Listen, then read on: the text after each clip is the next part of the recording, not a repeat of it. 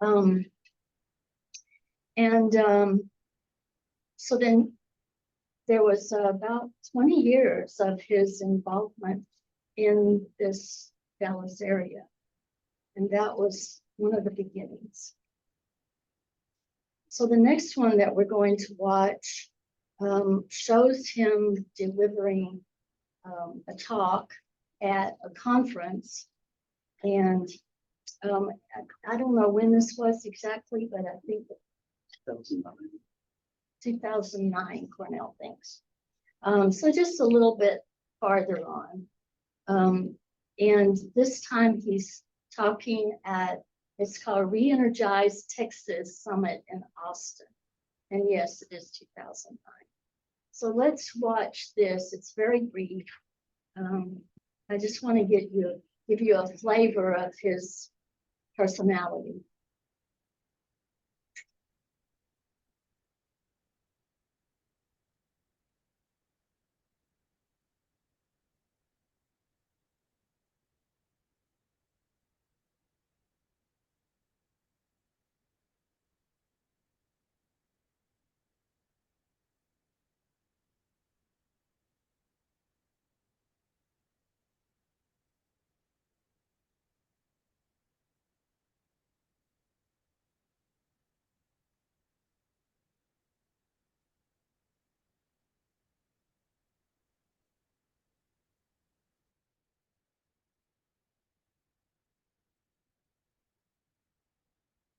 A police officer stopped him and said, excuse me, sir, what are you doing with penguins in your car? You need to take them to the zoo right away.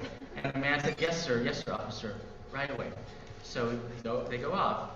The next day, the police officer sees the same car with the same man and the same penguins in the backseat, except this time they had sunglasses on. And so he stops them, and the officer says, look, I told you yesterday to take them to the zoo. What are they still doing in your car? And the man says, yes, officer. Yesterday we went to the zoo, today we're going to the beach. Now,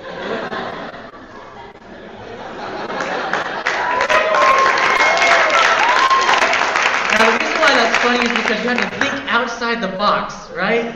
And that's what this is all about. Mindfulness empowers us to think outside the box. So now, in the theme of thinking outside the box, I'd like to ask you all to agree not to leave the room for the next 15 minutes during my speech, okay? No matter what happens. And so do you all agree? Yes? Thank you. Okay. So I'm going to ask you all to take your shoes off. Okay, just take them off. Now, in many cultures around the world, when you take your shoes off, it's a sign of respect. It's a sign of entering into a safe place. It's a sign of entering into sacred space. And today, for the next 15 minutes, I'm just reminding us by doing that we are in a sacred space. That the work that we are doing is sacred. It is sacred to the planet Earth. It is sacred to the universe. And also, it's a sign that we're not running away from anything. We're going to face the issues that we have to face head on without any fear or anything else like that. So now I'd like to ask you to all stand. Now, just in case you accidentally bump into your neighbor, it's okay, just touch them with love. But we're going to do a centering exercise with the body, because you know what? In activism, it's not just about words or the mind, it's about our whole being, our heart, our body, and the whole earth.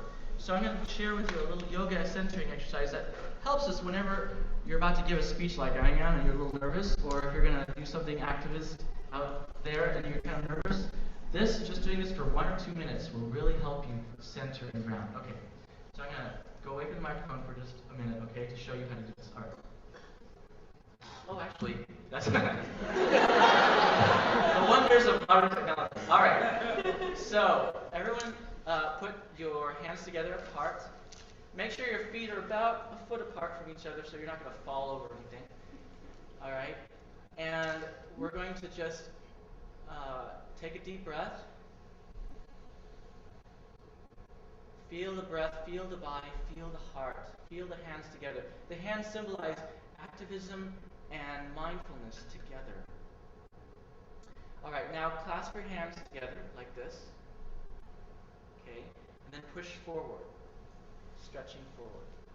Now stretch upward toward the sky, stretching up. Feel your back stretch. And then let go of your hands, bringing them behind your back, and clasp them and stretch back gently. Okay? Now you can let go of your hands, and if you want, just kind of bend down and stretch your back a little bit. Oh, that feels good. You've been sitting for a while. Okay, now come back up, hands together, heart. Now we're going to coordinate this with the breath. Okay? So let's take a deep breath in. Clasp, push forward as you breathe out. Breathing in, up. Breathing out, coming back. Clasping, stretching back, breathing in. And breathing out. Breathing in. Breathing out. In. Out. In. Out. Let's do this one more time. Really feel your body breath. Breathing in.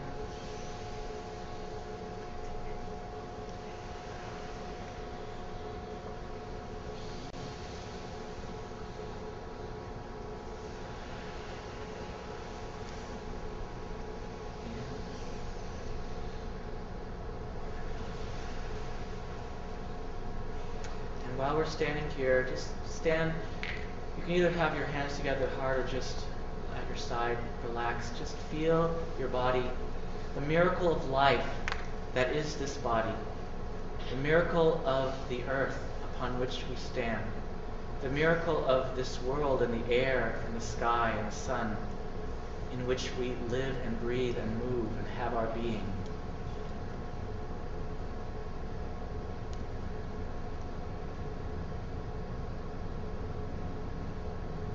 And repeat after me this vow. May we and all beings May we and all beings be happy and loved. be happy and loved.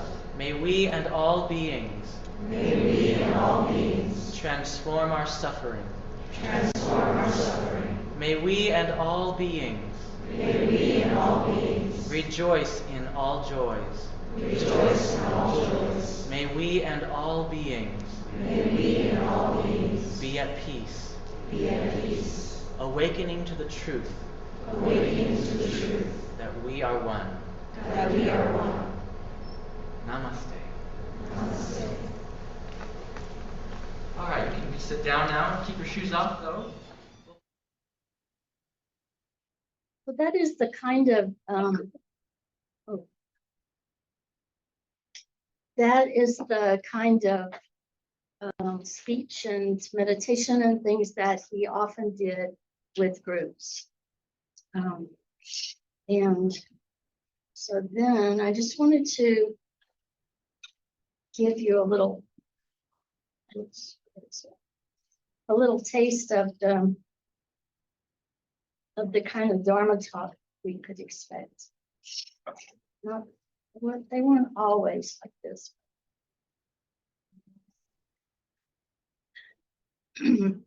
It's called Lampshades of Religion. Now I have to find it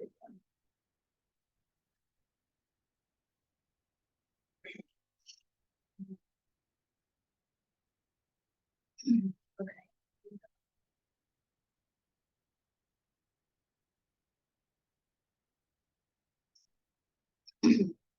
This is taken from a talk that he gave on August 14th, 2011. And it's in this book, 108 Reflections, which has excerpts from many of his Dharma talks. This is part of a talk that he gave in August 2011. I use a lot of Buddhist beliefs and actions, but it is not really about Buddhism. It's about spirituality. I personally like Buddhism, so I practice a bit more Buddhism than other beliefs. It's like observing the light through different lampshades. Some people may prefer a Buddhist lampshade, a Christian lampshade, a Jewish lampshade, or a non-religious lampshade, yet it is all one light. Celebrate the diversity, but know that beyond the diversity is the one infinite light that unites and unifies us all. All religious traditions become ingrained in their own views. Belief systems must be strong to survive. When people believe strongly, they create a thick, impenetrable lampshade that will last and survive generation after generation. But when people worship the lampshade and not the light, religious traditions become extreme. So be careful and be mindful. All of the different spiritualities, Christianity, Buddhism, Judaism, Islam, Hinduism, Native American spirituality, all each beautiful in their own way, or they would not exist. Each have their strengths and their limitations. So celebrate your particular lampshade, enjoy it, love it, embrace it, and share it. Just remember, we are all manifestations of the truth, all of us. The truth is always about infinite light, infinite love, infinite life. That's just a part of the talk. But it pretty much sums up, or at least it felt like to me, it kind of sums up his belief system, his way of looking at things, tying things to ordinary, stuff that we would be familiar with, but seeing it more deeply, seeing it in a deeper way, tying lampshades to light, which makes a lot of sense, but I never thought to do it. Did you want to say something else? No. Okay. So there's one more that I want to show, but I want to wait just a little bit to show it, and talk a little bit about the time between 2011 and when he passed away in 2016. So in 2011, we were in a different location. The Dallas Meditation Center was on Floyd Road. And that's actually the year that I started working there, in 2011, which was in January. So we had a number of really good years there. It was a very active place. We had offices that people could rent. So we had people kind of coming and going all the time. And the sanghas were nice, and we had celebrations at different locations, and so there was quite a bit going on. Then a few years later, we got word that the building was about to be sold, and that went on for a year or so before it finally happened. And so finally, and I think it was 2014, the building was sold and demolished, and we had to find a new place to be. So our friends at Center for Spiritual Living in Dallas offered us a place to rent, and we moved there. I have memories of that very last sangha that we had in the Floyd Road location. We had our sangha on Sunday night as usual. Most everything was already packed up, but we had our cushions and we had our mats and we had, the things we needed for sangha. And at the end of sangha, we packed everything up in the cars of the people that were there. We drove over to CSL and put all our stuff in a new place. So we thought that, first of all, we needed to find a new place. And we had been looking even before we had to move, but we hadn't found the right place. And so we moved, and the search went on very, very diligently. We found this site in, I want to say 2015. No, No. 27. It's the end of 26. Right, right, yeah, that's right. So, ChiSing never saw this building in this way that we created it. So we were at Center for Spiritual Living for longer than we wanted to be. But when we found this location, it had been a daycare. And so it was very different from what you see now. We pretty much took the whole thing down to the studs and reconfigured it. That took, I don't know, a year and a half. It seemed like it was a long time. Anyway, all of this is documented on the website if you care to see things like that, and also all of the Dharma talks and many of the events that we did and still do at the meditation center are in our YouTube channel. So if you're interested in seeing more of the ChiSing talks and that sort of thing, just go to the Dallas Meditation Center YouTube channel and you can find lots of things there. The last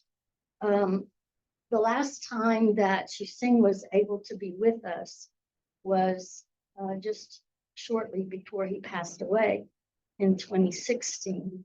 We were still at CSL at that time. And so that's the last one that I want to play for you. It's hard to watch because he was very ill. He arrived in a wheelchair and he kind of struggled, but he managed to get up the stairs to the stage. And he talked for a long time, actually, probably close to an hour. But this is one excerpt from his talk, which I think, even though I didn't realize it at the time, made such an impression on me that I was really, it was imperative in my mind that the meditation center stays alive, that Sangha stays alive.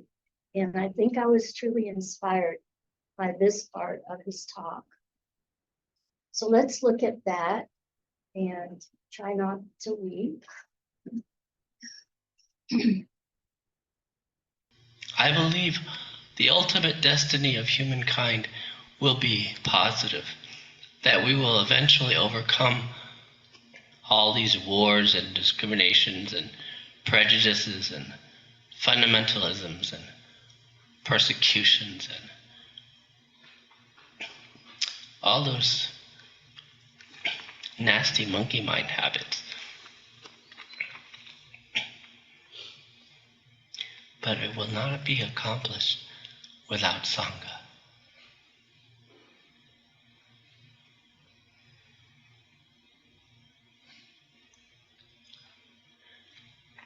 If you are not actively supporting your local Sangha, this ultimate destiny will still occur, but it may take a few more centuries. It's just going to be slower paced. But for the sake of all the suffering that doesn't need to happen between now and then, I implore you to take refuge in the Sangha and encourage others to take refuge in Sangha. This is the celestial speed up through Sangha. So it's up to you. You all have free will. We all have free will. Will we go through all this craziness for many more centuries? Or will we choose to transform it in one generation, just 40 years?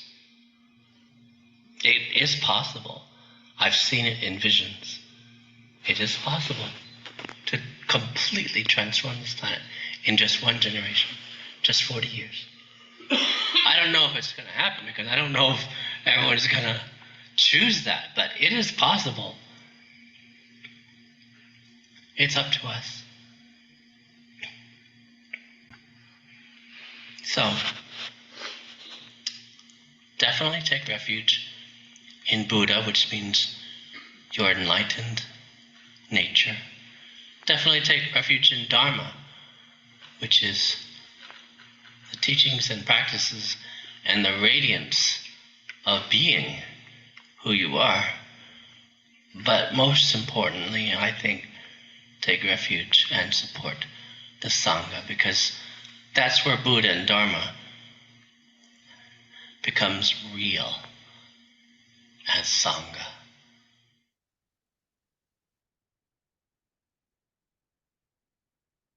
That really stuck with me. And so that's one of the reasons why this is so important to me. And I think to all of us, to recognize the value of Sangha, the value of what we have. It's a very powerful way for us to put our energies together and actually bring benefit to ourselves and everybody.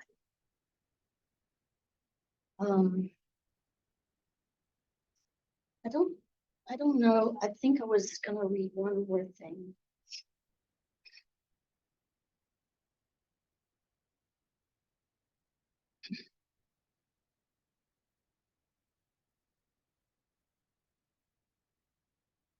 This is one of the things that he used to do was to send out to us like some kind of entreaty, I'll call it, to practice in a certain way. And this is one of the letters he would send out to the Sangha. It's just labeled a letter from Brother ChiSing. I encourage all of us to commit to the next 108 days as an opportunity for us to practice mindfulness diligently and creatively in our daily lives, homes, work, and relationships. Every day, every week, every month, every year. This is the steady path of collective enlightenment. It goes so much against the grain of our rugged American individualism and modern instant everything mentality. We need to wake up from these delusions of the truth of interbeing and diligence. A rock may seem stronger than water, but over time, steady drops of water will wear away even the hardest of stones. And a drop of water by itself easily evaporates. Yet when it joins with many other drops of water, it forms a mighty and powerful river flowing to the ocean. This is the Sangha. This is the enlightened community. This is who we are, the hope of the world. So remember this little part about being a drop of water flowing to the ocean, because in a minute or two, we're going to actually do a dance that says exactly that. This tune, the little melody that we sing when we're moving around in a circle, is the ocean refuses no river, no river. The ocean refuses no river, no river. And then we chant Amitabha. ChiSing really loved Amitabha Buddha because of the infinite love, light, and life. So we say, Amitabha, Amitabha, Amitabha. Amitabha, Amitabha, Amitabha.